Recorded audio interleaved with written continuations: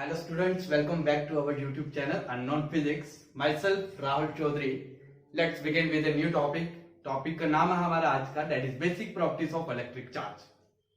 सो अभी तक अगर बात करें तो हम लोग चार्ज के बारे में स्टडी कर रहे थे कि चार्ज एग्जैक्ट होता क्या है और चार्ज की कुछ बेसिक प्रॉपर्टीज के बारे में अभी तक हम लोग स्टडी भी कर चुके हैं और कुछ बेसिक प्रॉपर्टीज आज हम लोग यहाँ पे डिस्कशन करेंगे. आज जो पहली बेसिक प्रॉपर्टी रहेगी वो बेसिक प्रॉपर्टी का नाम है that is known as additivity of electric charge. क्या मीनिंग होता है एडिटिविटी ऑफ इलेक्ट्रिक चार्ज का, ये भी हम लोग यहाँ पे स्टेप बाय स्टेप डिस्कशन करते जाएंगे. सो आप लोगों को यहां से वर्डिंग से ही कंफर्म हो रहा होगा कि एडिटिविटी का एग्जैक्ट मीनिंग क्या है. देखिए एडिटिविटी अगर बात करें तो वर्ड ड्राइव किया जा रहा है एड से और ऐड का मीनिंग क्या हुआ, किसी भी दो चीजों को आपस में ऐड कर लीजिए. मींस उनको ऐड करके हमारे सामने क्या निकलने वाला है इस चीज के बारे में समझेंगे. इसी तरीके से अगर बात करें तो अभी तक हम लोग ये चीज डिस्कशन कर चुके थे कि चार्ज हमारा एक स्केलर क्वांटिटी होता है. अब अगर चार्ज स्केलर क्वांटिटी है लेट इट बी सपोज अभी मैंने एक बॉडी ली और एक बॉडी को मैंने यहां पे रब किया, इसके ऊपर चार्ज था let it be suppose 10 negative charge. 10 negative charge इसके पास था और इस बॉडी के पास था let it be suppose 6 positive charge. जब मैंने दोनों को आपस में कंबाइन किया तो अब मैं आपसे पूछता हूं कि इन दो बॉडीज को जिनको मैंने अभी कंबाइन किया, एक के पास जिसके पास 10 नेगेटिव चार्ज था और दूसरे के पास 6 पॉजिटिव चार्ज था, दोनों को जब मैं कंबाइन करता हूं तो मुझे बताइए अब इसके पास टोटल चार्ज कितना रहेगा. तो टोटल चार्ज कैसे कैलकुलेट करेंगे, हम लोग बोलेंगे सिंप्लीफाई क्या कर लीजिए, ऐड कर लीजिए. और ऐड करने पे टोटल चार्ज हमारे सामने क्या आएगा, -10 नेगेटिव और +6 अगर करेंगे तो दैट इज -4. अब ऐसा क्यों किया जा रहा है मैं आपको इसका रीजन बताता हूं. देखिए जब हम लोगों ने काइंड्स ऑफ चार्ज को फाइंड आउट कर रहे थे, चार्ज हमारे पास कितने टाइप का होता था, उस वक्त हम लोगों ने ये एक्सपेरिमेंटली करके देखा था कि एक बॉडी को जब मैंने रब किया था उसके पास था 10 नेगेटिव चार्ज और दूसरी बॉडी को जब मैंने पास लेके आया जिसके पास 10 पॉजिटिव चार्ज था, जब मैंने दोनों को कंबाइन किया तो देखा वो किसी भी मटेरियल को अट्रैक्ट नहीं कर पा रहा था. तो वहां से हम लोगों को कंफर्म हुआ कि वो इलेक्ट्रिकली क्या हो रहा है, अपने आप को न्यूट्रल करने की कोशिश कर रहा है. और न्यूट्रल करने का तरीका एक ही है कि अगर वहां पे हम लोग कौन सा सम करना स्टार्ट करें कि दो बॉडीज को जब हम लोग मिलाते हैं आपस में तो उनमें जो चार्ज है वो आपस में ऐड होना स्टार्ट हो जाता है और वो कौन सी एडिशन होती है that is known as algebraic. उसी अलजेब्रिक एडिशन को हम लोग समझने के लिए एक टॉपिक है हमारा that is known as additivity of electric charge.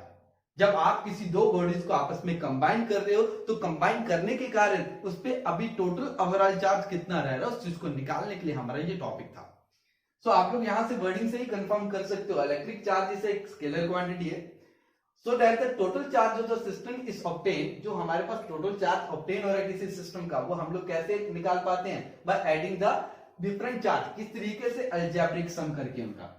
और अलजेब्रिक सम करके अगर हम लोग करेंगे तो उसके पास आप लोगों को मिल जाएगा कि टोटल चार्ज ऑफ किसी बॉडी को एग्जैक्ट कितना है. यहाँ पे निकालने का तरीका जैसे सपोज कर लीजिए ये मेरे पास एक सिस्टम है, इसमें नंबर ऑफ चार्जेस यहाँ पे मैंने डाल दिए हैं. नंबर ऑफ चार्जेस कौन कौन से, Q1 Q2 up to so onwards, इससे करके मान लेता हूं बड़ी सारी चार्जेस थे. कितने थे, एंड तक थे. अगर मैं आपको बोलता हूं कि टोटल चार्ज निकालिए तो टोटल चार्ज निकालने का तरीका क्या रहता है कि आप बोलोगे सबको ऐड कर लीजिए. ऐड करने का तरीका Q1 Q2 up to so onwards कितना आ जाएगा, Qn तक. अब यहाँ पे मैंने एक नोट पॉइंट लिखा हुआ है. वो नोट पॉइंट क्या है कि एग्जैक्ट अगर बात करें तो हम लोग किसी भी बॉडी का जीरो चार्ज कहने का मीनिंग क्या होगा, किसी बॉडी को न्यूट्रल कहने का मीनिंग होता है कि आपने जब एक बॉडी को लिया लेट इट बी सपोज इसके पास 10 नेगेटिव चार्ज था और इसके पास 10 पॉजिटिव चार्ज था, जब इन दोनों को कंबाइन किया तो अलजेब्रिकली अगर बात करें दोनों कैंसिल आउट होके टोटल चार्ज कितना शो कर रहे हैं इसके ऊपर, 0. इसका मीनिंग क्या होगा कि बॉडी हमारी किस पोजीशन में आ चुकी है, वो न्यूट्रल फॉर्म में आ चुकी है. ठीक है. अब इसी तरीके से हम लोग इसके बेस पे कुछ न्यूमेरिकल्स को सॉल्व करते हैं. जैसे पहला न्यूमेरिकल आप लोगों को दिया गया, एक सिस्टम है जिस सिस्टम में अगर बात करें तो टोटल 6 चार्जेस हैं. मान लीजिए ये आपके सामने एक सिस्टम दिया गया. इस सिस्टम में अगर बात करें तो टोटल आप लोगों को 6 चार्जेस दिए गए हैं. पहले चार्ज की वैल्यू +1e, दूसरे चार्ज की वैल्यू आपके पास दी गई 10e, वो भी प्लस का दिया गया. तीसरे चार्ज की जो वैल्यू आप लोगों को दी गई -25e. इसी तरीके से अगर बात करें नेक्स्ट वाली आपको दी गई -78e. इसी तरीके से नेक्स्ट वाली की अगर बात करें तो +120e और इसी तरीके से लास्ट आप लोगों को दी गई -20e. इसी तरीके से लास्ट आपको दी गई -20e. अब आपको बोला गया इस सिस्टम में अगर इतने सारे चार्जेस दे देते हैं हम लोग तो बताइए इस पे अभी ओवरऑल चार्ज कितना होगा. तो रूल हमारा क्या कहता है, जितने भी मर्जी चार्जेस हो उनके साइन के साथ सबको क्या कर लीजिए, ऐड कर लीजिए। तो हम लोग सिंपली इनको ऐड कर लेते हैं, 1e plus 10e minus 25e minus 78e plus 120e और माइनस 20e, इन सबको ऐड कर लेते हैं। तो देखिए कितना आ जाएगा, 10 प्लस 1 11 और 11 और ये 120, दैट इज ये हमारे पास आ गया 11 और ये आ गया 131e। इसी तरीके से इनको ऐड कर लेते हैं, माइनस 20 माइनस 45 45 और 78, ये हमारे पास बन गया टोटल 13 और ये 8 और 12 123 ये नेगेटिव का और ये पॉजिटिव का, दोनों को सॉर्ट आउट कर लेते हैं हम लोग। यहाँ पे ये बन गया हमारे पास टोटल 80, पॉजिटिव का 80, तो इट मींस ओवरऑल अभी अगर बात करें तो इस बॉडी के पास चार्ज कितना आ गया, प्लस 80, ये पहले का आंसर। अब इसी तरीके से हम लोग सेकंड वाले क्वेश्चन के ऊपर लिखते हैं। सेकंड वाले क्वेश्चन का क्या आंसर रहेगा, ये प्लीज एक बार लिख लीजिए आप लोग, मैं इसे रब करने लगा हूं। सो अब इसी के बाद देखिए सेकंड वाले क्वेश्चन का आंसर देखते हैं।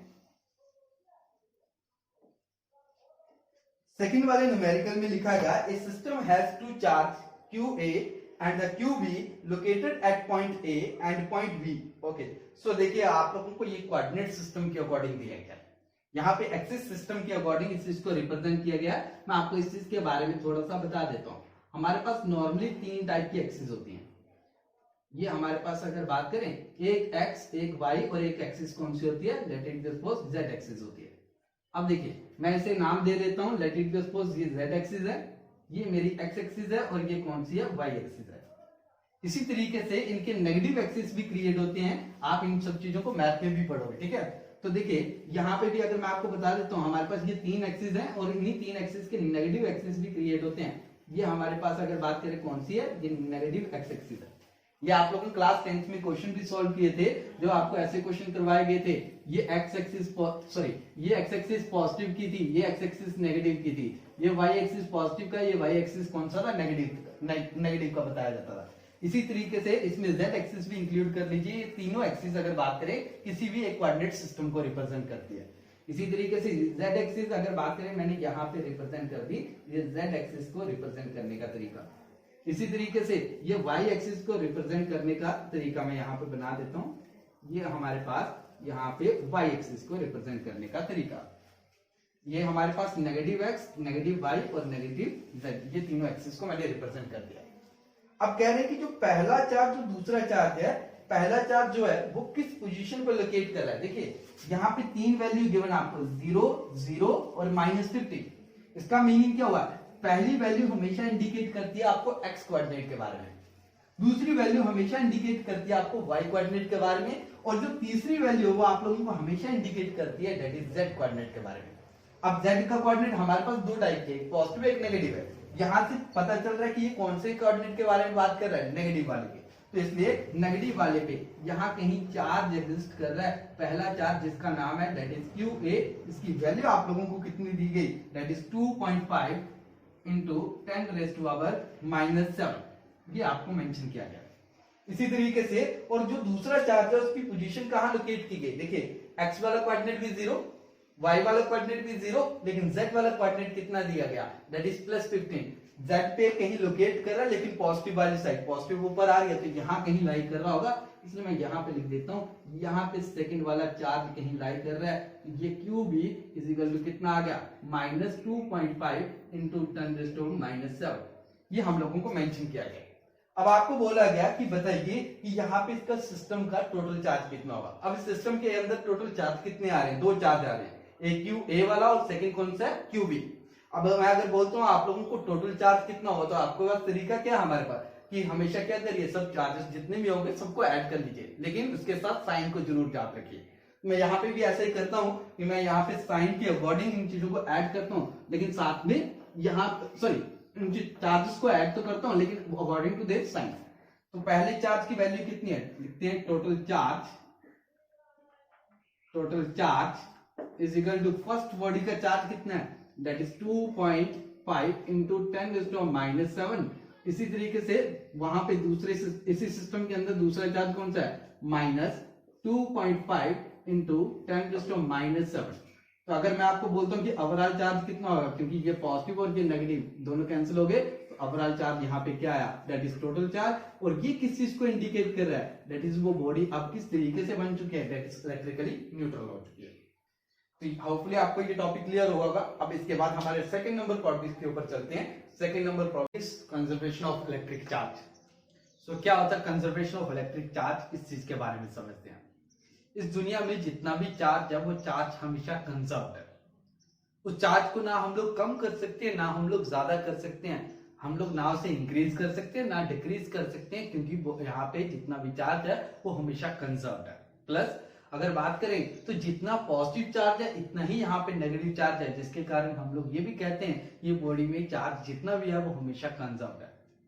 इस प्रोसेस को, इस लॉ को अगर बात करें, हम लोगों ने नाम दिया that is known as conservation of electric charge. अब इसी तरीके से हमारे पास ये चीज थी कि चार्ज को ना हम लोग बना सकते हैं ना हम लोग खत्म कर सकते हैं, बट एक बॉडी से दूसरी बॉडी में ट्रांसफर कर सकते हैं। एग्जांपल के तौर पे अगर मैं एक पेन को लेता हूं और इस पेन को जब मैं रब करता था, तो अभी तो मैंने कहा कि हम लोग चार्ज को अगर बात करें तो पूरी दुनिया में कंजर्व्ड होता है। तो अगर मैं यहाँ पे अगर बात करें तो एक बॉडी को जब मैं दूसरी बॉडी से रब कर रहा हूं तो एक बॉडी पे कुछ इलेक्ट्रॉन्स यहाँ पे ट्रांसफर हो रहे हैं। लेकिन अभी भी अगर बात करूं तो इस नेट चार्ज के बारे में, नेट चार्ज पहले भी जीरो था तो अभी भी जीरो रहा, क्योंकि ये दुनिया के अंदर ही इनसाइड अगर बात करें तो इलेक्ट्रॉन यहां से यहां ट्रांसफर हो गए, लेकिन यहाँ पॉजिटिव चार्ज जितना क्रिएट हुआ इतना ही नेगेटिव चार्ज, जिसके कारण अभी भी नेट चार्ज कितना रहा, जीरो रहा। इस प्रोसेस, इस लॉ को अगर बात करें तो हम लोग नाम देते हैं that is known as law of conservation of electric charge. इसे एक एग्जांपल से समझते हैं। ये देखिए एक एग्जांपल, अगर मैं एक ग्लास रोड को अगर बात करें किसी सिल्क वाले कपड़े से रब करने की कोशिश करता हूं, तो देखिए जब मैंने रब नहीं किया था उसके कारण जितना पॉजिटिव चार्ज था इतना ही यहाँ पे नेगेटिव चार्ज, जिसके कारण हम लोगों ने नेट चार्ज और ग्लास क्या लिखा, जीरो लिखा। इसी तरीके से किसी सिल्क वाली चीज के ऊपर अगर बात करें तो जितना पॉजिटिव चार्ज इतना ही नेगेटिव चार्ज, जिसके कारण यहाँ पे भी नेट चार्ज मैंने कितना लिखा, जीरो। तो बिफोर रबिंग अगर बात करें तो दोनों मटेरियल को मिला के जो टोटल चार्ज मेरे सामने आ रहा था वो कितना था, दैट इज जीरो। लेकिन जब मैंने इसे रब करना स्टार्ट किया तो रब करने के बाद अगर बात करें तो इस गिलास में मान लेता हूं क्या चार्ज आ गया, पॉजिटिव चार्ज आया। और इस सिल्क चीज के ऊपर अगर बात करें तो चार्ज कौन सा आया, नेगेटिव चार्ज आया। अब जितना ये पॉजिटिव चार्ज ऑक्युपाई करता है इतना ही इसके ऊपर क्या आता है, नेगेटिव चार्ज, क्योंकि दोनों को रब करने पे जितने ये इलेक्ट्रॉन यहां से लॉस करेगा इतने ही इसके ऊपर अगर बात करें इलेक्ट्रॉन गेन किए जाएंगे।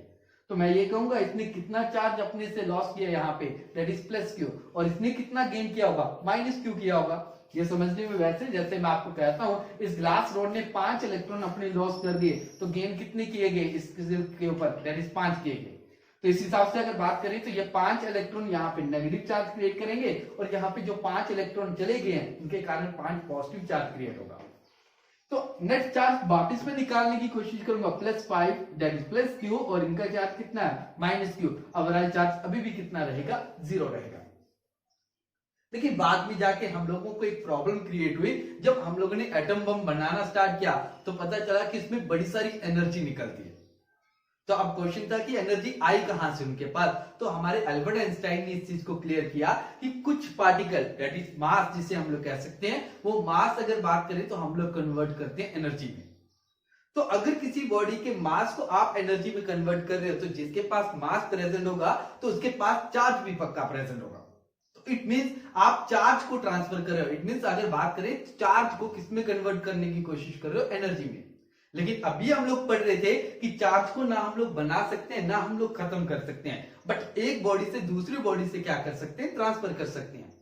लेकिन एटम बम के अकॉर्डिंग अगर बात करें तो हम लोगों को यह चीज पता चल रही है, कह रहे हैं कि मास को कन्वर्ट करके किसमें बनाया जा रहा है, एनर्जी में। इट मींस मास अगर खत्म किया जा रहा है तो इट मींस चार्ज भी खत्म किया जा रहा है। तो यहां पे अगर बात करें तो अब कंट्राडिक्शन आना स्टार्ट हो गई। तो अब अगर बात करें इस कंट्राडिक्शन को कैसे ठीक किया गया, अब हमारे साइंटिस्ट ने फर्दर ये चीज सोचना स्टार्ट की कि ऐसा कैसे पॉसिबल हो सकता है कि कोई मास अगर बात करें एनर्जी में कन्वर्ट हो जाए। तो अब इस चीज को थोड़ा सा हम लोगों ने और इंप्रूव करना स्टार्ट किया, तो बाद में इस चीज को मॉडिफाई करके इसी लॉ को हम लोगों ने दूसरे तरीके से लिखना स्टार्ट किया। अब कैसे पॉसिबल होगा इस चीज के बारे में मैं आपको बताता हूं। देखिए क्वेश्चन ये था कि अगर बात करें तो एटम बम के अंदर इतनी एनर्जी आती कहां से है। ऐसा कैसे पॉसिबल होता है? तो हमारे साइंटिस्ट ने इस चीज को बताने के लिए कहना स्टार्ट किया कि एग्जैक्ट जैसे हमारे पास एक नेगेटिव चार्ज इलेक्ट्रॉन होता है, वैसे ही हमारे पास एक और सब पार्टिकल्स प्रेजेंट होता है जिसका नाम होता है proton, that is positive charge, positive E जिसे कहते हैं। ये समझने में अगर बात करें तो ये समझने में वैसे ही जैसे मैं आपको एक चीज और क्लियर कर दूं, हमारे न्यूक्लियस के अंदर ये प्रोटॉन और न्यूट्रॉन के अलावा और भी बड़े सारे पार्टिकल्स प्रेजेंट होते हैं। उसी में से एक पार्टिकल का नाम बताया जा रहा है जिसका नाम है प्रोटॉन्स। अब ये पॉजिट्रॉन्स की अगर बात करें तो ये पॉजिट्रॉन्स की अगर बात करें तो यहाँ पे ये इलेक्ट्रॉन के साथ मिलकर अगर बात करें तो यहाँ पे उस चार्ज को खत्म कर रहा था। ऐसा कैसे पॉसिबल होगा? क्योंकि इस पॉजिट्रॉन की अगर बात करें तो चार्ज क्या है? पॉजिटिव, और इलेक्ट्रॉन का चार्ज क्या है? नेगेटिव, जिसके कारण ये दोनों एक दूसरे को अट्रैक्ट कर रहे थे और ये दुनिया के सबसे छोटे पार्टिकल हैं। जब ये दोनों आपस में मिलते हैं, इसके कारण टकराने के कारण ये एनर्जी अपने से रिलीज करते हैं।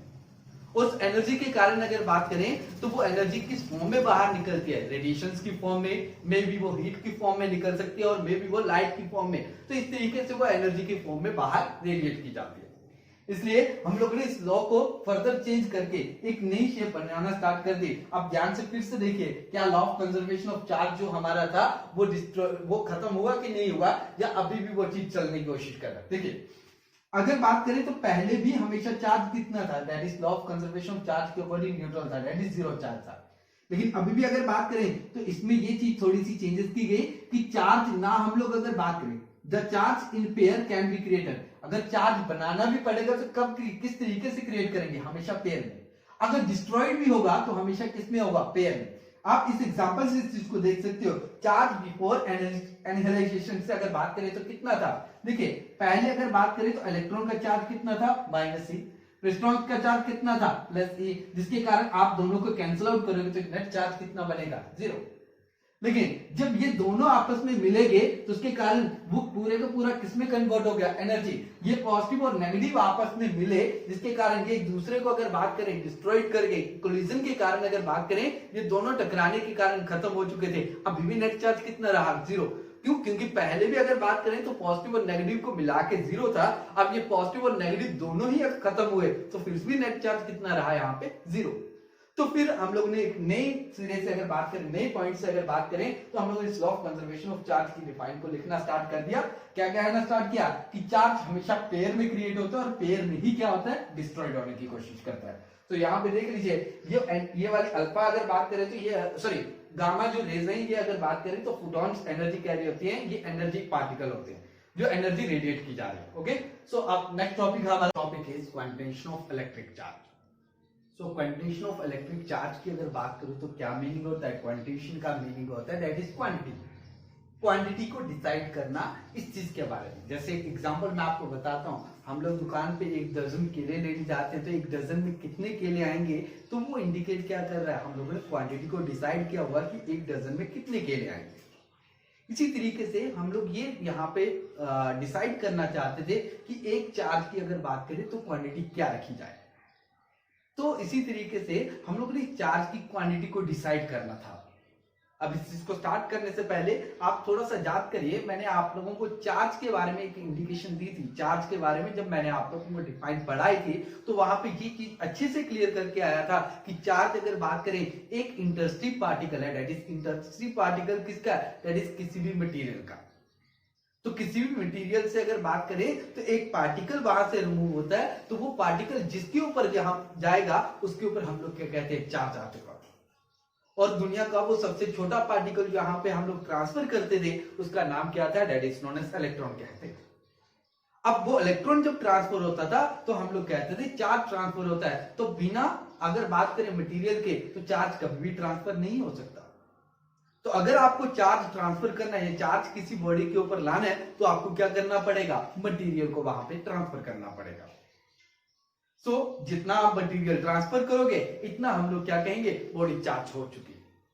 इसी तरीके से अब देखिए, किसी इलेक्ट्रॉन को अगर बात करें तो हम लोग तोड़ नहीं सकते, तो इस चार्ज को भी फर्दर हम लोग यहाँ पे तोड़ नहीं सकते हैं, डिवाइड नहीं कर सकते।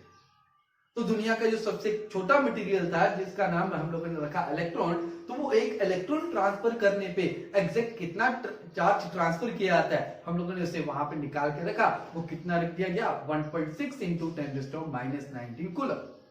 हम लोगों ने कहा कि दुनिया का जो सबसे छोटा पार्टिकल जो हम लोग एक बॉडी से दूसरी बॉडी के ऊपर अगर ट्रांसफर करेंगे तो वो टोटल कितना चार्ज वहां से कैरी करके लेके जाएगा अपने साथ, दैट इज 1.6 इंटू 10⁻⁹ कूलम। अब ये हम लोगों को कैसे डिसाइड हुआ कि 1.6 इंटू 10⁻⁹ ही रखा गया इसका चार्ज? इसके लिए हम लोगों ने एक एक्सपेरिमेंट किया था, उस एक्सपेरिमेंट का नाम रखा जाता है ऑयल ड्रॉप एक्सपेरिमेंट। इस एक्सपेरिमेंट की अकॉर्डिंग अगर बात करें तो हम लोगों ने यहाँ पे ये एक्सपेरिमेंट प्रूव करके देखा था कि एग्जैक्ट एक चार्ज की जो वैल्यू है वो कितनी आ सकती है।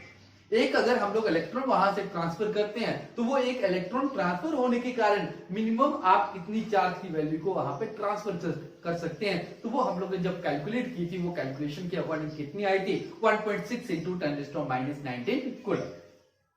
सो अब इसी तरीके से अगर बात करें तो हम लोगों को ये चीज क्लियर हो चुकी थी कि एक इलेक्ट्रॉन की अगर बात करें जब आप वहां पे ट्रांसफर कर रहे हो तो वहां पे कितना चार्ज ट्रांसफर किया जा रहा है, सॉरी एक इलेक्ट्रॉन को अगर ट्रांसफर कर रहे हो तो उसके कारण कितना चार्ज वहां पे ट्रांसफर किया जा रहा है।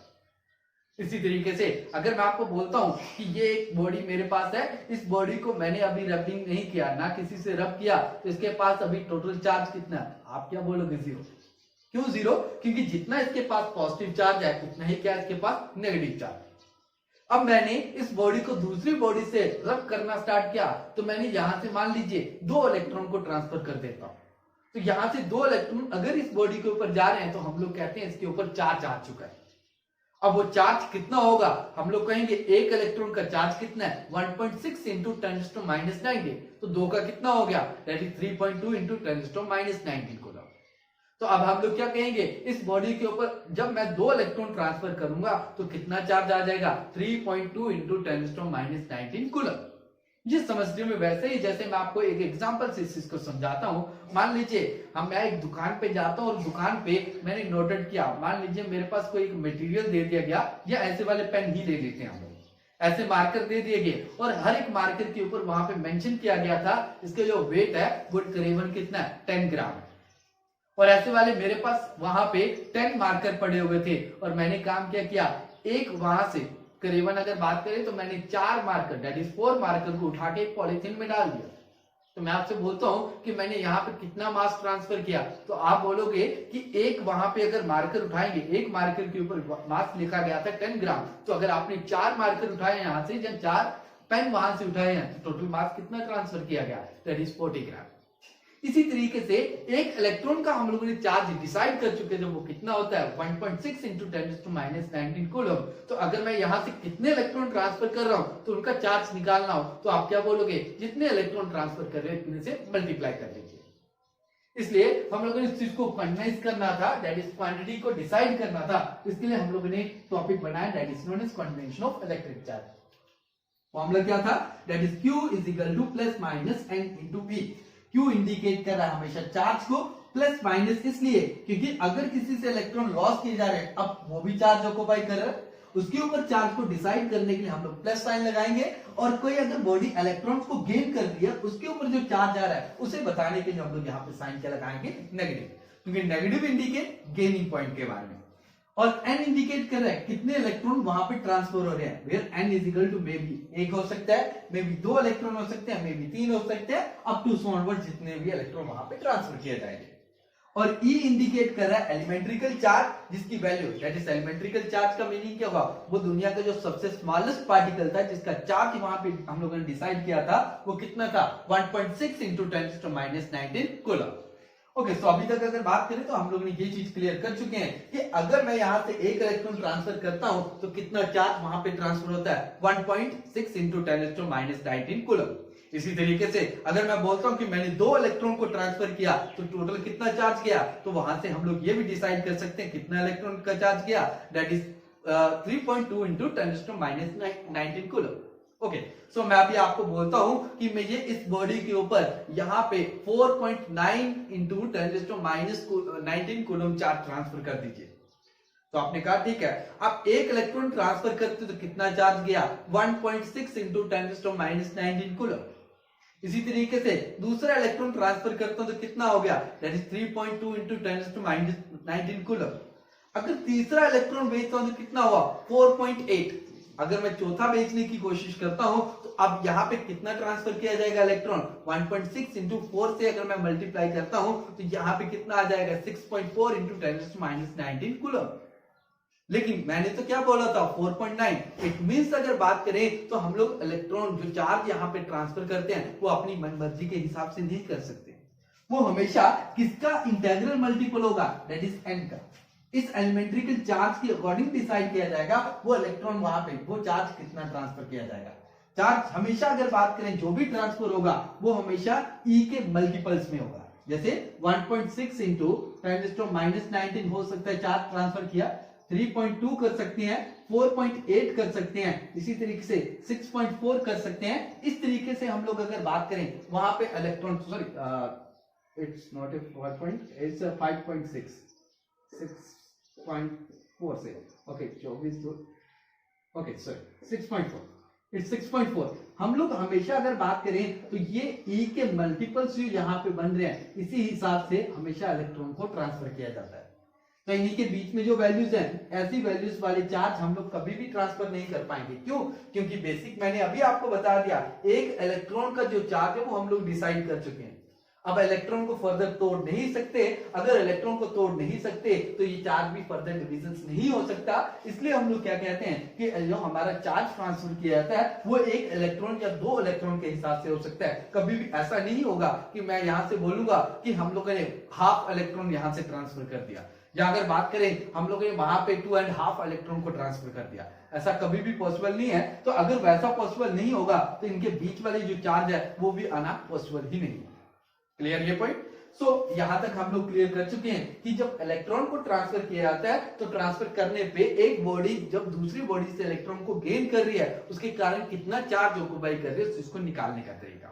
लेकिन अभी रिसेंटली अगर बात करें तो हम लोगों ने जैसे जैसे हमारी फिजिक्स अपग्रेडेशन हुई है तो उसमें हम लोगों ने ये चीज एनालाइज की है कि हमारे इलेक्ट्रॉन के अलावा एक एटम के अंदर और भी बड़े सारे सब पार्टिकल्स प्रेजेंट होते हैं जिनका नाम क्वार्ट्स कहते हैं हम लोग। इसी तरीके से और भी बड़े सारे पार्टिकल्स होते हैं।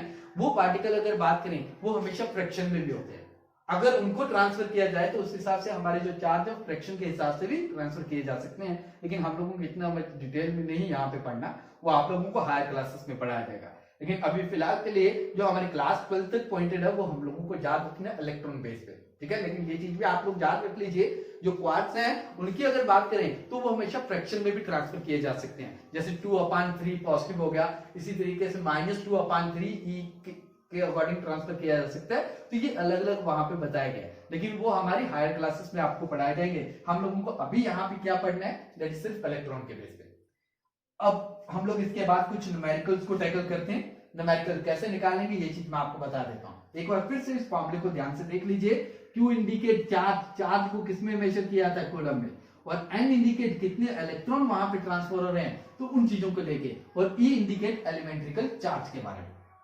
अब सबसे बड़ी दिक्कत जो बच्चों को आती है वो दिक्कत इस चीज की आती है कि बच्चे न्यूमेरिकल्स को सॉल्व नहीं कर पाते।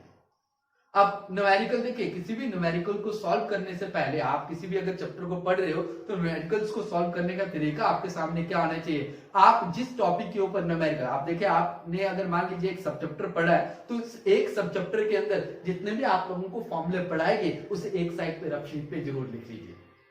और जब भी आपको कोई न्यूमेरिकल दिया जाए एक बार एटलीस्ट उस क्वेश्चन को पढ़ने पे ये चीज एनालाइज करिए आपको गिवन क्या किया गया। अब गिवन अगर मान लीजिए किसी बच्चे को पढ़ने पे समझ नहीं आया गिवन क्या है, फिर दूसरा हमारे पास प्रोसीजर क्या रहता है, आप उनकी यूनिट से डिसाइड करना स्टार्ट करिए, यूनिट से आपको क्या क्या गिवन है, और लास्ट में देखिए आपको फाइंड आउट क्या करना है, और ऐसा कौन सा फॉर्मूला है जिसमें ये सारी की सारी क्वांटिटीज फिट होती हैं, वो फॉर्मूला वहां पर लगाना स्टार्ट कर दीजिए। इससे आप लोग आसानी से न्यूमेरिकल्स को सॉल्व कर सकते हो। और दूसरी चीज याद रखिए कि हमेशा न्यूमेरिकल जितनी आप प्रैक्टिस करोगे आप लोगों के लिए इतनी ही ज्यादा बेटर रहेंगे और आपकी स्पीड और एक्यूरेसी इतनी बढ़ती जाएगी। तो अभी हम लोग पहले कुछ न्यूमेरिकल्स को यहाँ पे टैकल करते हैं। So step by step numericals को देखते आते हैं। So our first numerical is how many electrons make up 1 coulomb of electric charge. अगर मान लीजिए ये मेरे पास एक बॉडी थी, इसके ऊपर मैंने कितना चार्ज दे दिया, 1 कूलम चार्ज देना स्टार्ट कर दिया। तो इस एक कूलम चार्ज के कारण यहाँ पे टोटल नंबर ऑफ इलेक्ट्रॉन कितने हैं वो चीज मुझे यहाँ पे निकाल के बतानी। इट मीन सिंपल अगर कहूँ तो मुझे Q की वैल्यू गिवन की गई है, दैट इज 1 कूलम। इसी तरीके से मुझे निकालना क्या है, N की वैल्यू को फाइंड आउट करना है, टोटल नंबर ऑफ इलेक्ट्रॉन कितने हैं। ये समझने में वैसे ही एक कॉमन से एग्जांपल, आप मार्केट में जा रहे हो और मार्केट में वो दुकानदार से मान लीजिए 1 केजी सेब लेके आ रहे हो, 1 केजी एप्पल लेके आ रहे हो, उस 1 केजी अगर एप्पल को दिया जा रहा है, आपको एक पॉलिथीन में डाल के दिया जा रहा है, उस 1 केजी में टोटल नंबर ऑफ एप्पल्स कितने आए उस चीज को काउंट करके बताना है। सेम एज यहाँ पे कि एक कूलम चार्ज के अकॉर्डिंग अगर बात करें तो टोटल नंबर ऑफ इलेक्ट्रॉन कितने आ रहे हैं वो चीज मुझे यहाँ पे कैलकुलेट करके बतानी है। ओके, सो देखिए हमारे पास जनरल फॉर्मूला क्या था, हमें पता है कि फॉर्मूला था Q is equal to N into A. हम लोगों को जो चीज मेंशन था दैट इज Q की वैल्यू 1 कूलम, ये मैंने लिख दिया 1 कूलम, एंड मुझे यहाँ पे फाइंड आउट करना है और E की वैल्यू मेरे सामने पहले से है 1.6 इंटू 10⁻⁻⁹ कूलम। अब मुझे N निकालना है, ये मल्टीप्लाई दूसरी साइड जाके डिवाइड 1.6 इंटू 10⁻⁻⁹ कूलम, और इस हिसाब से ये N यहीं पर आ। अब आप इस चीज को कैलकुलेट करोगे तो कैलकुलेट करने पे अगर बात करें तो हमारे सामने जो आंसर निकल के आता है वो 6.0 6.25 इंटू 10⁻18 इलेक्ट्रॉन्स होता है। ये हमारे पास आंसर निकल के आएगा इसका फर्स्ट का। क्लियर हो गया? ओके, ये लिख लीजिए। अब सेकंड क्वेश्चन की तरफ चलते हैं हम लोग फिर। ओके, अब इसके बाद सेकंड क्वेश्चन देखिए। ओके, सेकंड क्वेश्चन में लिखा गया calculate the charge carried by 1.25 into 10⁻10 electrons. Okay, so बड़ा इंटरेस्टिंग क्वेश्चन है। हम लोगों को बोला गया कि एक बॉडी से मैंने दूसरी बॉडी के ऊपर टोटल कितने नंबर ऑफ इलेक्ट्रॉन को ट्रांसफर किया, 1.25 इंटू 10⁻10 इलेक्ट्रॉन को ट्रांसफर किया एक बॉडी से दूसरी बॉडी के ऊपर। इतने इलेक्ट्रॉन को अगर ट्रांसफर किया गया है तो हमें बताना है इस बॉडी के ऊपर अभी टोटल चार्ज कितना है। ओके, सो मेंशन क्या किया गया, गिवन हम लोगों को किया गया N की वैल्यू 1.25 इंटू 10⁻10 इलेक्ट्रॉन्स हम लोगों को ट्रांसफर किए गए।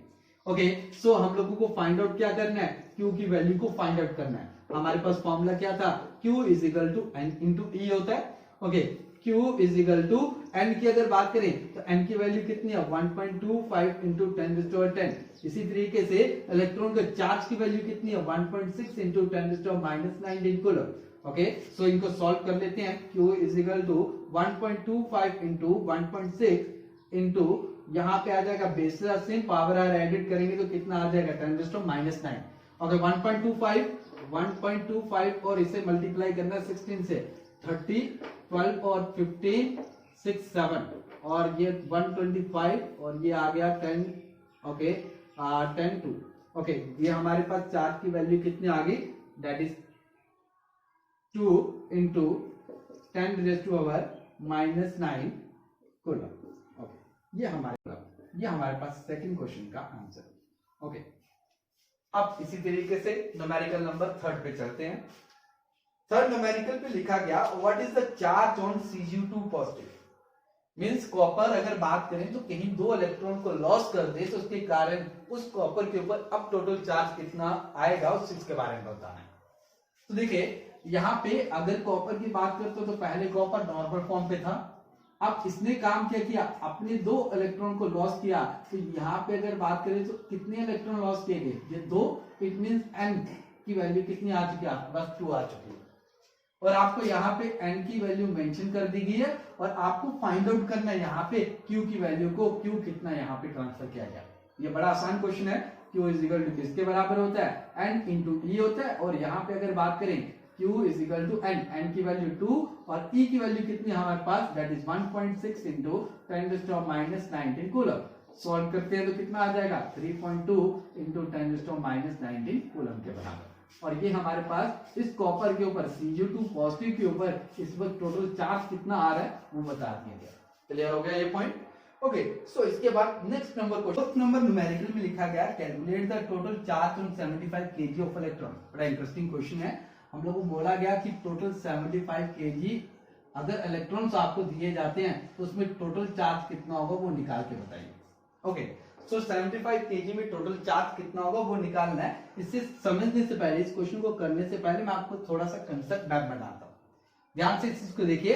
अगर मान लीजिए मेरे पास एक मार्कर दिया जाता है, वो मार्कर का टोटल वेट कितना है, दैट इज सपोज 10 ग्राम था, और मैं दुकान पे जाता हूं और दुकान पे जाने के बाद मुझे नहीं पता मैंने कितने मार्कर लिए, लेकिन टोटल मैंने उनको बोला कि आप 100 ग्राम मार्कर्स दे दीजिए। ठीक है, एक मार्कर या कोई भी मटेरियल ले लीजिए, उसका वेट या मास मान लेता हूं कितना दिया गया 10 ग्राम, और मैंने बोला उसे 100 ग्राम डाल दीजिए, तो 100 ग्राम उन्होंने डाल दिए मुझे भाई। तो मैं आपसे पूछता हूँ कि उस 100 ग्राम में टोटल वो मटेरियल कितने आएंगे, नंबर के हिसाब से मुझे बताइए कितने आए होंगे, वो कैलकुलेट करके बताइए। तो आप क्या बोलोगे, टोटल को अगर 1 के मास से डिवाइड कर देंगे तो आपको वहां पे क्या मिल जाएगा, नंबर मिल जाएगा। तो सिंपल अगर कहें तो टोटल को अगर मैं यहाँ पे n से मल्टीप्लाई करता हूँ, किससे, n क्या डिसाइड कर रहा है, n इंडिकेट कर रहा है कितने होंगे, और इसे अगर मल्टीप्लाई करता हूँ 1 के मास के साथ तो टोटल मिल सकता है। देखिए जैसे यहाँ पे अगर बात करें तो 10 मार्कर होंगे, तो 10 को 1 मार्कर के मास के बराबर मल्टीप्लाई करूंगा तो कितना आ जाएगा, 100 ग्राम, ये टोटल मास के बराबर आ जाएगा। सेम यहाँ पे भी मैं कहता हूं, मुझे पता चला कि एक इलेक्ट्रॉन का जो मास होता है, मास ऑफ 1 इलेक्ट्रॉन कितना होता है, दैट इज 9.1 इंटू 10⁻31 kg के बराबर होता है। इसी तरीके से यहाँ पे कितने इलेक्ट्रॉन का होंगे तब जाकर वो 75 kg बनेगा, मुझे नहीं पता, इसमें लिख देता हूँ कि 75 kg इलेक्ट्रॉन्स को बनाने के लिए, 75 kg मास बनाने के लिए कितने इलेक्ट्रॉन आएंगे मुझे नहीं पता, बट उसे बनाने के लिए एक इलेक्ट्रॉन के मास से मल्टीप्लाई करना चाहिए, ये चीज आ गई। अब इसी तरीके से अगर बात करें तो मुझे यहाँ पे n कैलकुलेट करना है, ये मल्टीप्लाई दूसरी साइड जाके क्या आ जाएगा, divide 75 upon 9.1 into 10⁻31 is equal to n के बराबर है। अब दोनों को डिवाइड करते हैं, तो डिवाइड करने पे आंसर देखते हैं यहाँ पे आंसर कितना आता है, कैलकुलेट करते हैं इस चीज के बारे में। तो इसे कैलकुलेट करने पे हमारे पास जो n की वैल्यू आती है, इट मीन 8.3 इंटू 10⁻, अगर बात करें 10⁻31, ये इतने नंबर ऑफ इलेक्ट्रॉन्स के बराबर आता है। हमारे पास n आ चुका है, हमें फाइंड आउट क्या करना था, चार्ज फाइंड आउट करना था, it means q find out करना है, और हमारे पास q को फॉर्मूला क्या होता है, q is equal to n into e के बराबर होता है। अब q is equal to n अगर बात करें तो कितना है, 8.3 इंटू 10⁻31, और e की वैल्यू कितनी है, 1.6 इंटू 10⁻19 कूलम के बराबर होता है। और इन दोनों को अगर मैं कैलकुलेट करता हूं तो मेरे पास जो आंसर आता है 1.3 इंटू 10⁻, कितना आ जाएगा, यहाँ पे 13 कूलम के बराबर आ जाएगा, 13 कूलम। ये हमारे पास यहाँ पे चार्ज की वैल्यू फाइंड आउट की गई। ठीक है, तो यहाँ पे बड़ा आसान क्वेश्चन है, एक इलेक्ट्रॉन का मास दिया गया 75 kg को बनाने के लिए कैसे करना पड़ेगा, एक इलेक्ट्रॉन के मास को n से मल्टीप्लाई करेंगे तब जाके वो 75 बनेगी। n क्या इंडिकेट कर रहा है, पता नहीं कितने इलेक्ट्रॉन हो सकते हैं, मे बी 10 हो सकते हैं, मे बी 20 हो सकते हैं। फर्स्ट ऑफ ऑल मैंने इस n को फाइंड आउट किया, जब मेरे पास n फाइंड आउट हो गया तो आफ्टर दैट मैंने क्वांटिटेशन ऑफ इलेक्ट्रिक चार्ज का फॉर्मूला लगाया और आंसर्स को निकाल दिया। क्लियर होगा ये पॉइंट, ओके। अब लास्ट न्यूमेरिकल की तरफ चलते हैं। How many electron are contained in 1 microcoulomb, बड़ा इंटरेस्टिंग क्वेश्चन है, इस चीज के बारे में समझते हैं।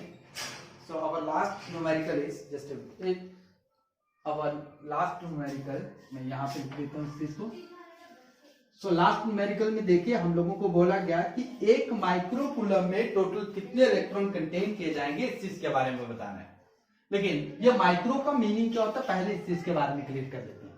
देखिए हमारे कुछ स्मॉलेस्ट यूनिट होते हैं, उन चीजों के बारे में आप लोग जान लीजिए। 1 माइक्रो का मीनिंग होता है दैट इज 10⁻⁻6। इसी तरीके से 1 नैनो का मीनिंग होता है 10⁻⁻9 के बराबर होता है। इसी तरीके से 1 पीको का मीनिंग क्या होता है, दैट इज 10⁻12 होता है। ठीक है, तो ये कुछ क्वांटिटीज आप लोग याद रख लीजिए, क्योंकि ये यहाँ पे यूजेबल होने वाले हैं आपकी थ्रू आउट द क्लास 12 की फिजिक्स में। जब आप न्यूमेरिकल्स को सॉल्व करोगे तो आपको वहां पे ऐसी वैल्यूज दिखना स्टार्ट हो जाएंगे। इसी तरीके से 1 मिली का मीनिंग क्या होता है, 1 मिली का मीनिंग होता है 10⁻³ होता है। इसी तरीके से यहाँ पे आप लोगों को कुछ वैल्यूज, ये कुछ वैल्यूज आप लोग याद रख लीजिए जो आपकी यहाँ पे हेल्पफुल रहेंगी आगे न्यूमेरिकल्स को सॉल्व करने के लिए। आपको बोला गया कि एक माइक्रोकूलम के अंदर total charge, sorry total number of electrons कितने हैं, इस चीज के बारे में आप लोगों को यहाँ पे बताना है। तो आपको n को फाइंड आउट करना है, और इसी तरीके से अगर बात करें तो q की वैल्यू कितनी है आपको वो मेंशन की गई है, दैट इज 1 माइक्रोकूलम। माइक्रो को हम लोग म्यू से भी डिनोट करते हैं, तो माइक्रो कूलम के बराबर। अब Q इज इक्वल टू 1 का 1 रहा, माइक्रो की अगर बात करें तो वैल्यू कितनी होती है 10⁻⁻6 कूलम। और आपको n को फाइंड आउट करना है, तो हमारे पास जनरल फॉर्मूला क्या था, Q is equal to n into E, और Q की वैल्यू 1 इंटू 10⁻6 कूलम। और यहां पे अगर बात करें तो n फाइंड आउट करना है इंटू ई की वैल्यू 1.6 इंटू 10⁻19 कूलम के बराबर होती है। n इज इक्वल टू, यहाँ पे अगर बात करें ये मल्टीप्लाई दूसरी साइड जाके डिवाइड 1.6 ये आ गया 1 इंटू 10⁻6 कूलम अपान यहाँ पे 1.6 into 10⁻19। n is equal to 1 divided by 1.6 into 10⁻6, ये पावर ऊपर जाके पॉजिटिव बेस से पावर आर एडेड। इसे सॉल्व करने पे जो हमारे सामने आंसर निकल के आएगा इसका वो आंसर है दैट इज 6.25 इंटू 10⁻12 इलेक्ट्रॉन्स। ये हमारे पास अगर बात करें तो टोटल नंबर ऑफ इलेक्ट्रॉन्स कितने हैं उस चीज को फाइंड आउट कर दिया हम लोगों ने। क्लियर? सो आज के लिए इतना ही करते हैं। Okay, thank you and have a good.